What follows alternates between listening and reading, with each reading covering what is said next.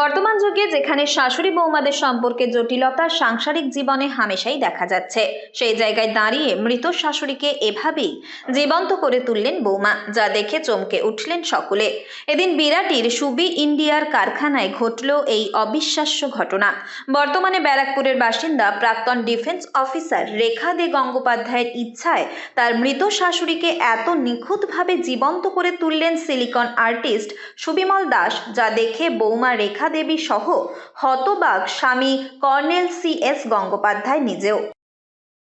আমাদের মিস্টার সুবিমল দাস এবং ওনার এই সুন্দর শিল্পকলা, যাতে উনি কমপ্লিটভাবে আমার মাকে ফিরিয়ে এনে দিয়েছেন আমাদের এত বছর পরে। মাকে দেখে আমাদের খুবই আমাদের বুক ভরে গেছে। আর এর জন্য সবথেকে বেশি কৃতিত্ব যায় আমার ওয়াইফ রেখা আর বড় মেয়ে তনিষ্ঠা।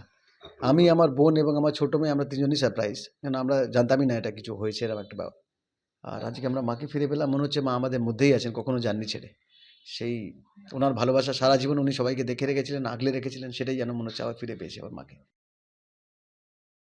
মৃত মাকে চোখের সামনে দেখে কেঁদে ফেলেন এই সেনা আধিকারিক, চোখ ভিজল জলে। গঙ্গোপাধ্যায় পরিবারের সঙ্গে কথা বলে জানা যায়, 2015 সালের 14ই জানুয়ারি শাশুড়ির মৃত্যু হয়েছিল এবং তারপর থেকেই স্বামী কর্নেল CS গঙ্গোপাধ্যায় মাকে হারিয়ে মানসিকভাবে অনেকটাই ভেঙে পড়েন।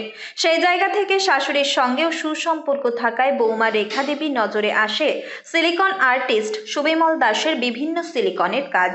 এরপরই মৃত শাশুড়িকে অন্যভাবে ফিরিয়ে আনার পরিকল্পনা মাথায় আসে তার।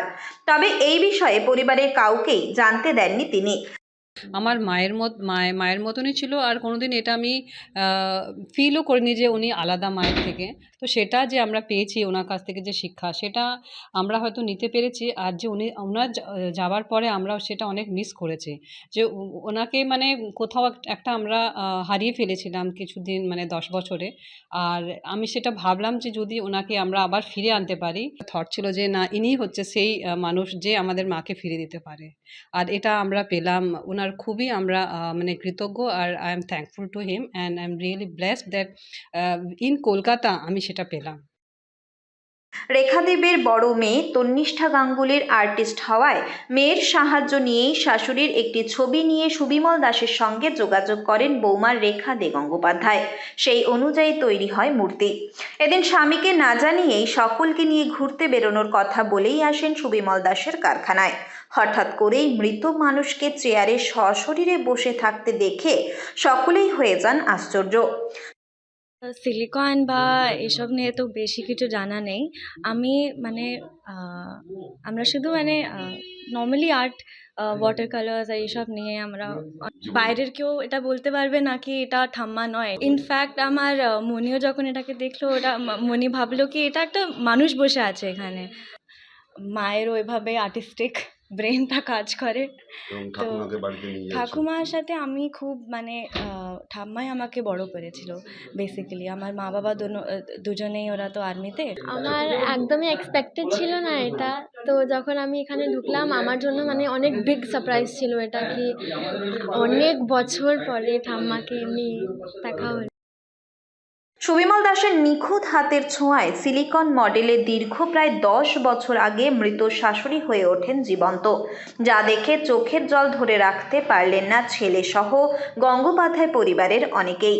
এভাবেই যেন বৌমা রেখা দে গঙ্গোপাধ্যায় তার প্রিয় মৃত শাশুড়িকে বাড়িতে ফিরিয়ে নিয়ে গিয়ে সাংসারিক জীবনে বৌমা ও শাশুড়ির সম্পর্কে এক নতুন দৃষ্টান্ত তৈরি করলেন। কাজটা খুব অ্যাপ্রিসিয়েশন পেলাম, তো খুবই লাগে। আর সেকেন্ডলি হচ্ছে সবচেয়ে বড় যেটা আমার কাছে বিস্ময়কর ব্যাপার, সেটা হচ্ছে ওনার যে হাজব্যান্ড চন্দ্রশেখর গাঙ্গুলি, উনি একজন আর্মি অফিসার। তো একজন আর্মি অফিসার কত মৃত্যুকে দেখে দেখে ওই জায়গাটা অ্যাচিভ করেছে।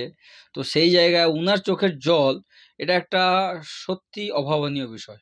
তো জলটার জন্য আমি খুশি হচ্ছি না, খুশি হচ্ছে এই কারণে যে উনি যেভাবে অ্যাপ্রিসিয়েট করেছে, হয়তো আগামী দিনে আমরা আরও ভালো কাজ করার জন্য এই রসদটা পেলাম। ওই ইমোশনগুলো দেখতে দেখতে আমরা একটা ইমোশনাল, ওই প্রথম মানসিকতায় ওই ইমোশনালি হয়ে যায়, আর সেই অ্যাঙ্গেল থেকে আমরা কাজগুলো করি। সমাজেও যা এক অপূর্ব উদাহরণ হয়ে রইল।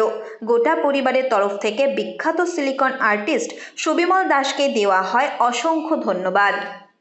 উত্তর 24 পরগনা থেকে রুদ্র নারায়ণ রায়ের রিপোর্ট, লোকাল 18 বাংলা।